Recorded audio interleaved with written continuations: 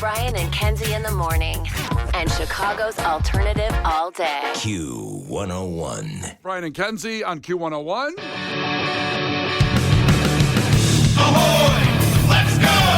We're waking up Chicago. Turn up the radio. It's time to start the show. On Q101 with the morning crew. Ahoy! Let's go! Welcome to the morning show. And it's Friday. I created a monster, cause nobody wants to see Marshall no more. They want shady, I'm chopped liver. Well, if you want shady, this is what I'll give you. A little bit of weed mixed with some hard liquor, some vodka that'll jumpstart my heart quicker than a shock when I get shocked at the hospital by the doctor when I'm not cooperating. When I'm rocking the table while he's operating. Hey! You waited this long to stop debating, cause I'm back, I'm on the brag and ovulating. I know that you got a job, Miss Cheney, but your husband's heart problem's complicating. So the FCC won't let me be, or let me be me, so let me see. They try to shut me down on MTV, but it feels so empty without me. Here we go. It's Friday. Let's do this. It's Brian and Kenzie on Q101, and it is 6:07. So it's the last day pretty much for some of these things, like Foster the People tickets in an hour in Clash with Kenzie. Compete against Kenzie in trivia. Wraps up Teachers Week. And so all teachers come in, bring it for full force, and chance at Foster the People tickets before they go on sale, actually, today at 10 a.m., those tickets, so before you can buy them. And just a reminder right now, I might as well throw this out there right now. Next week, we're going to have Haley Williams tickets in Clash with Kenzie for that show just announced in Tinley Park. Just played Aragon 2 weeks ago, and Tinley Park over the summer, and you will be there all next week, 7:10. You get on the phone. 7:10, put that in your phone if you're a big Paramore Haley Williams fan. And also, we have Fest. That's not stopping today. That's going to keep going. Q101's Fest, a chance to get one-day Riot Fest tickets, and then you'll qualify for a trip to the Minnesota Yacht Club. But next week, it changes festivals. It does. I don't have it in my head which the next festival is. The Minnesota Yacht Club, which is the last one today, has the Lumineers, the Black Keys, the Strokes, Cage the Elephant, and more. Do you want to know what festival it is next week? It's in your email. It doesn't really need to be in your head. I don't have my phone in my hand right now. Well, it so would help if it was in your eyes, really. That's what we're looking for. Head or email doesn't do us a ton of good. Well, if I had those Google Glass things, I could just look to the side, open my email, but I don't have that and then handy. you could film people without their consent. What a great idea. Yeah, God, I wish I had those when what a great invention. in my running and gunning days. Those would have been good. Oh, that's terrifying. The festival next week is Hinterland Festival, featuring Lord, Mumford & Sons, The Format, Geese, Wet Leg, Julia Wolf, and more. Wow. All right, yeah, because you know what? Our listeners are, sometimes a little ahead of the game than me even on this, because Tom in North Chicago said that's what he wants to win. He wants that Hinterland Festival. So Tom, North Chicago, all your people, that'll be next week, but the last chance at Minnesota Yacht Club is today at 8 o'clock. 8 o'clock. And we also have Olivia Rodrigo tickets with Wolf Alice, both friends of Q101, and that'll be at 8:10. But speaking of 8 o'clock, we have Case's movie review today, the 100th movie review. How does it feel, Case? Feels awesome, actually. Yeah. To know that we started this sort of on a whim 2 years ago, and to have people enjoy it the way that they do. I don't really like celebrating anything. I'm not a sentimental man, but it's very cool that we've seen this through to 100 movies, and nobody has any plans on stopping this anytime soon. So it's actually quite nice. Celebration brings doom. We know that. I know. This will probably be the worst review ever. Everybody will hate it. Everybody hates me. I know. It's actually your last review. We I didn't want know. to tell you, too soon. We didn't want to ruin your week. Yeah. Yeah, no, thank you for firing me on a Friday. That's very polite. Exactly. Yes. They usually do that, So I want you to really enjoy it today. I want you to realize how much it means. Yes. Yeah. So I'm fired. So what are you guys going to do to replace all the work that I do? Got a couple monkeys back there. We'll take care of it. We couple traded monkeys back we traded there. a couple of these chimpanzees. Get them going. I'm going to do the movie reviews. Yeah. That's covered. It's everything else that I do. Yes. What's your guys' I don't know. plan? I mean, what do I have to volunteer for everything? I already did doing the movie reviews. I mean, geez, my hands are tied. You're very valuable. You're very valuable, and if you're fired, boy, the whole place would fall apart. I know that. Yeah. I'm worried you guys don't know that. Oh, I know that. I'm not answering all the phones. And all that stuff. So it will be the Wizard of Oz today, by the way, for the 100th review in honor. We got there from Ted Turner passing away. Sorry, Ted. We poured one out for him properly, but the number one running movie of all time on TBS was The Wizard of Oz. So that's how we got here to the 100th That's a movie great review. choice. That's a classic to not have seen yet. That's a great choice. Yeah, very good choice. I love it. You love it, right, Kenzie? You love The Wizard of Oz, do you? Yeah, I mean, I think I grew up more on The Wiz than I did The Wizard of Oz. I don't know why that's funny. It's the funniest statement ever, by the way. It's true. To see The Wiz before The Wizard of Oz is very funny. I feel like I grew up with that one more, Mm. but yeah, I mean, it's a classic. I don't know if I'm like, gosh, I'm craving watching it, but it's a classic. You got to see it. If you haven't watched it in a while, it's a great rewatch to go back to it and go like, man, it's a creepy, incredible story, and we'll see what Case thinks of it at 8 o'clock in the movie review, the 100th movie review with Brian and Kenzie on Q101, and we have a fact that makes your brain go coming up here in about 10 minutes. The Brian and Kenzie Show. On Q101. Brian and Kenzie on Q101, time for a fact that makes your brain go. And it relates to Mother's Day. Sunday is Mother's Day.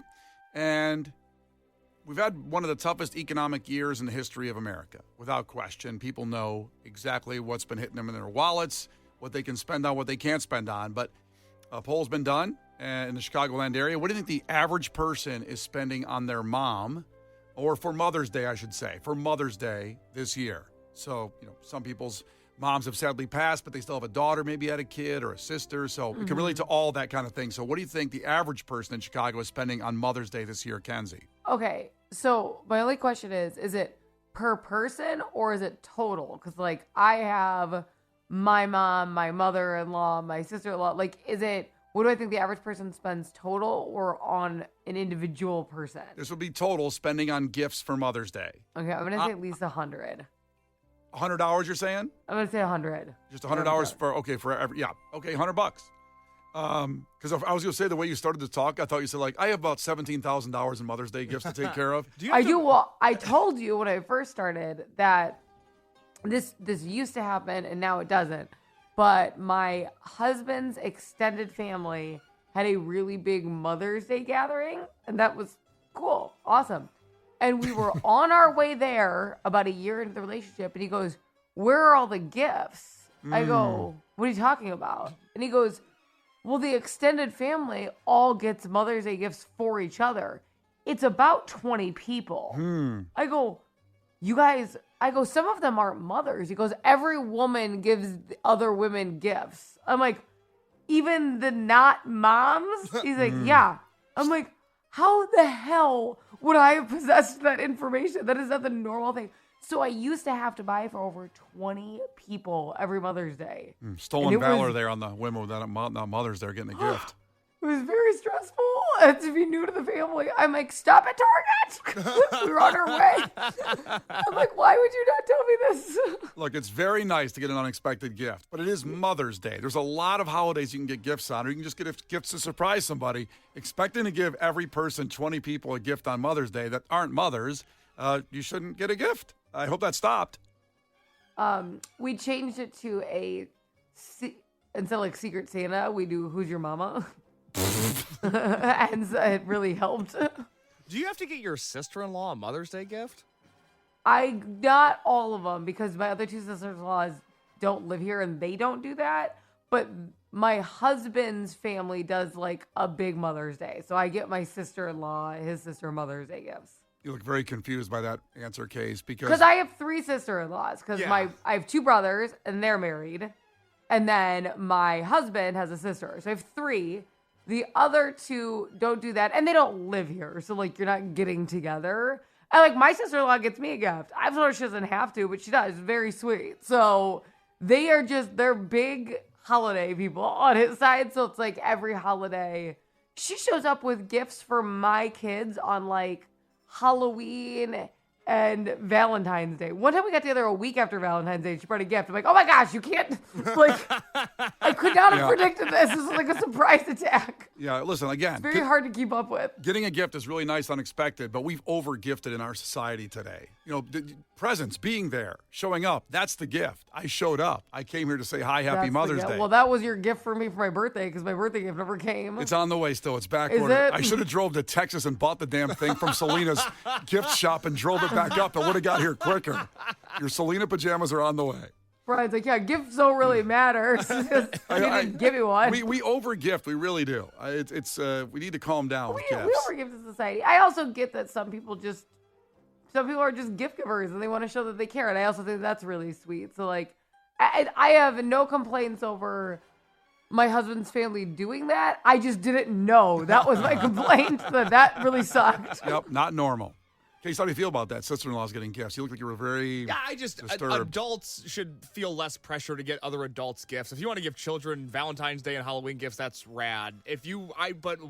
Buying your sister-in-law a Mother's Day gift, nobody should ever feel the pressure to do that. I feel bad for Kenzie in that situation. That's very odd to me. Yeah, unless it's a sweet bike or something. You know what I really enjoy about Kawasaki. it? That's what I want to get for Mother's Day. What do you enjoy about it, Kenzie?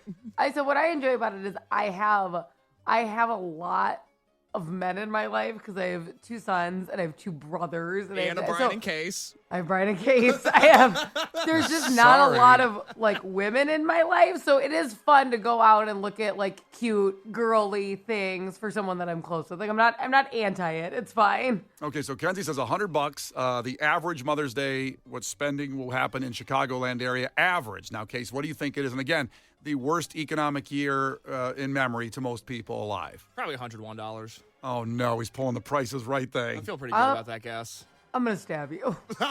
That's not very Mother's Day of you. No, it isn't. My day. It's your day. You can stab So me if I want to stab you. That's right.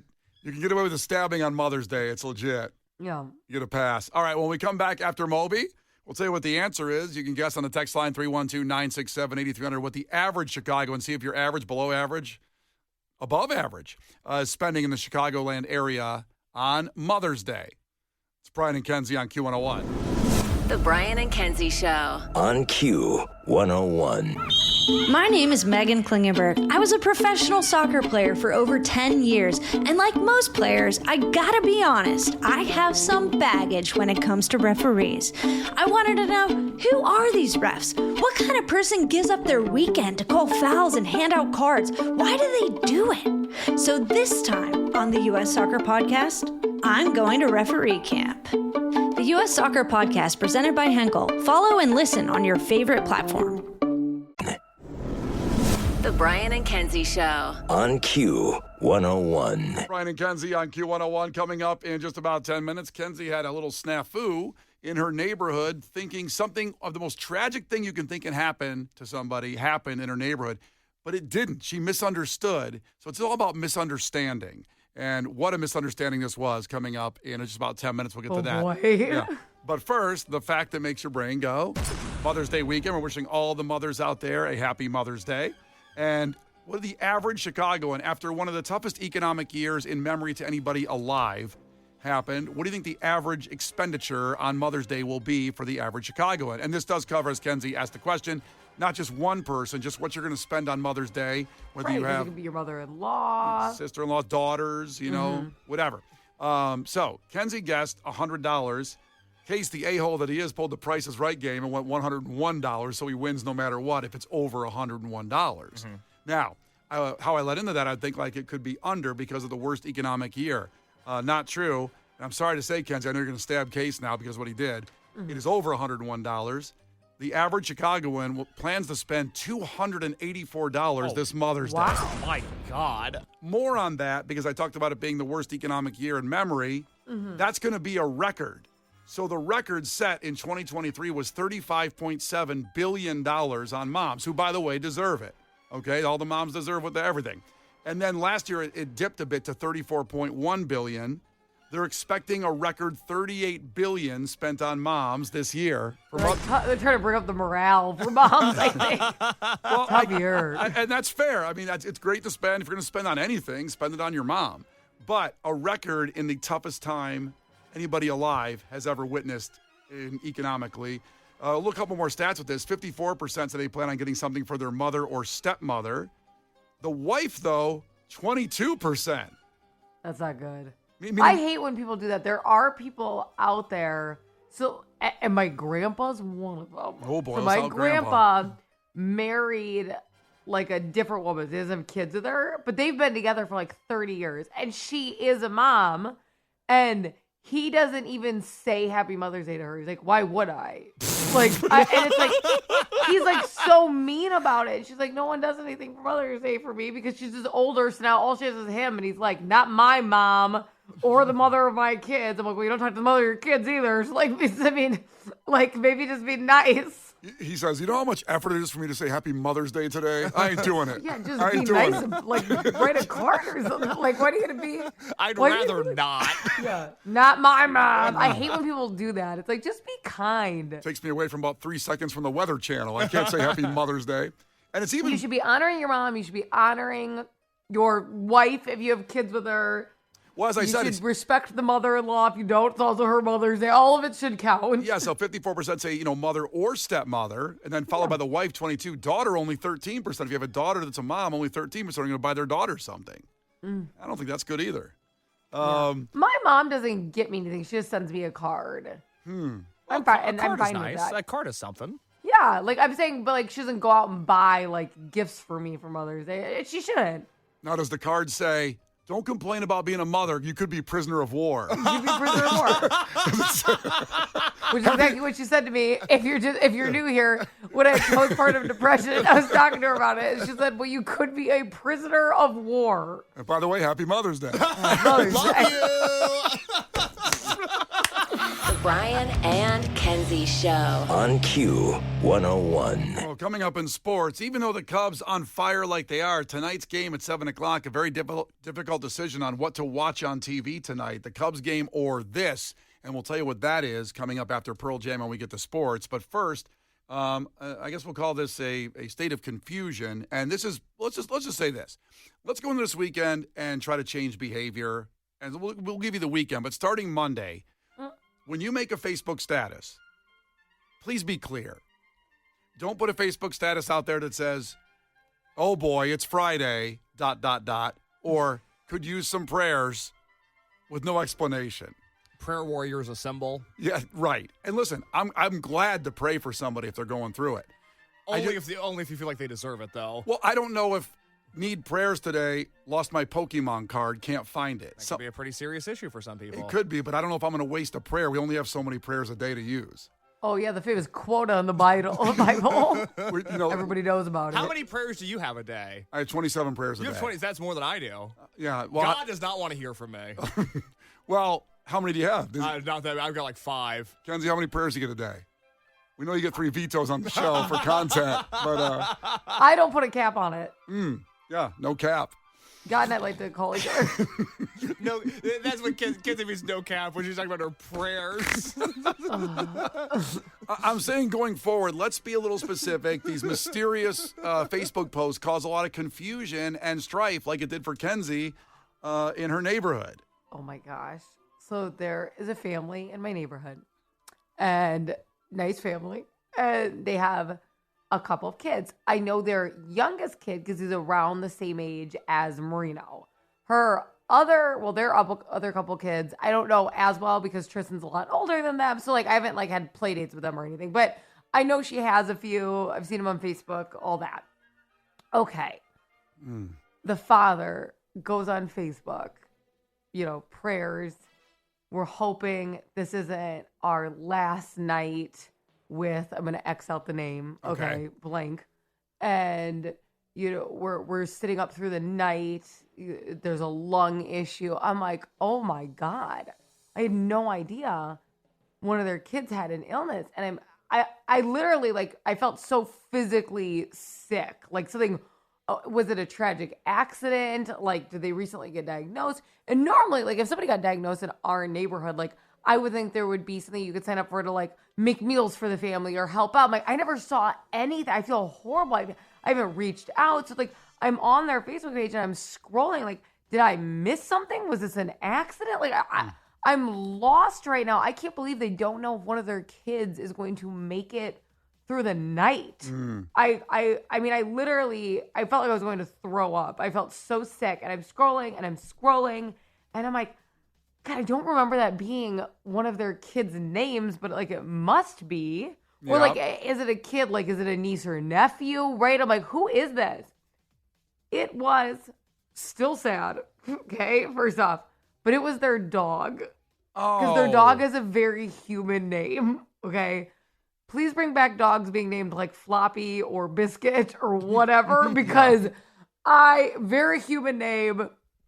I was freaked out. Still felt very sad. No, let's lose their dog. But I think that in your lifetime, you know that you'll outlive your pet, but you don't ever expect to outlive your children. I think we could agree with that. I'm like, oh, I feel bad. That sucks. My parents lost their dog last year. I felt horrible. But yeah, I literally was, it was like my throat was in my stomach. Like, I felt horrible. And yet you still, like you said, it's still horrible. We'll pour one out for Floppy. Yes. Well, should have been For Floppy. For It is Biscuit. sad. I mean, come on. Stop with the, Gregory. It's not helpful. I think it's a person. Yeah, and that wasn't the name because we want to keep it private, but it was a human name, I guess. Very human name. I know humans named this. Yeah.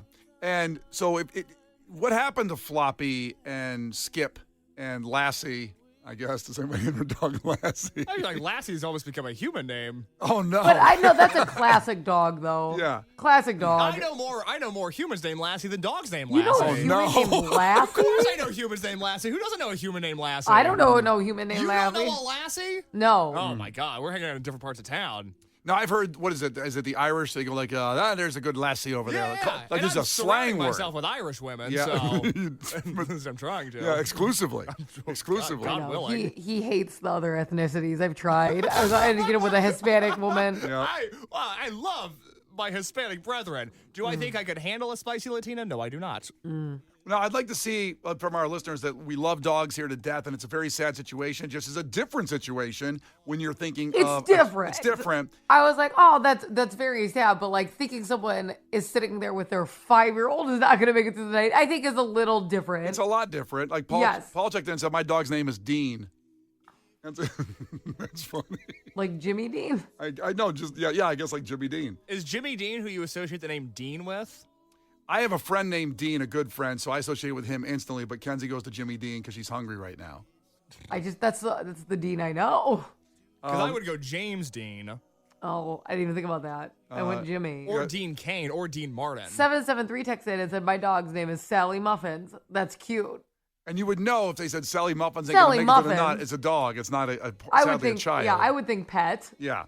Because it also depends on what you're going to do to help that family out. If it was between a child or a dog, and both incredibly tragic situations, dogs are members of the family. But at the same time, just be clearer in your Facebook posts going forward today, and this won't happen again. Let's see. 630 check that. My dog's name is Carl, and my cat's name is Steve. Come on. No, part of the problem. Look in the mirror. You are part of the issue that Kenzie is discussing right now. Yep. We need animal names back. Animal names are adorable. Yeah. And by You the can way, name anything Steve. we didn't say the name, Kenzie, but my brother has a dog, a beautiful lab, named the same name that their dog was named. So the name that you're confused with of being a child or a dog, my brother Greg's dog is named that exact name that you confused it on. I mean, that's a superhuman name. I know like 5 people with that name. No Lassies, though, huh? No. Can we say the name? The dog's not in witness protection. I feel like we can say the name of the dog. She said it, so I didn't want to bring it up. It's up to you, I Kenzie. feel I didn't want to okay, I'll say the name of the dog. The dog's name was Bailey. See, I Bailey. would think Bailey's a human name. You That's cannot very name a human. pet. You cannot name a pet See, Bailey. because my brother Greg's had this dog for 5 years, I just instantly think of Bailey as a dog, but I don't remember if I thought Bailey was a human before And that, again, I before he know got a the dog. family, and I was like, I don't remember any of their kids being named Bailey, but like maybe it's because they go by like a nickname, like something like that. Yeah. But I'm like, obviously that's a human name, and I feel so bad, and it's like my condolences. I have no idea if they're listening. I felt so bad.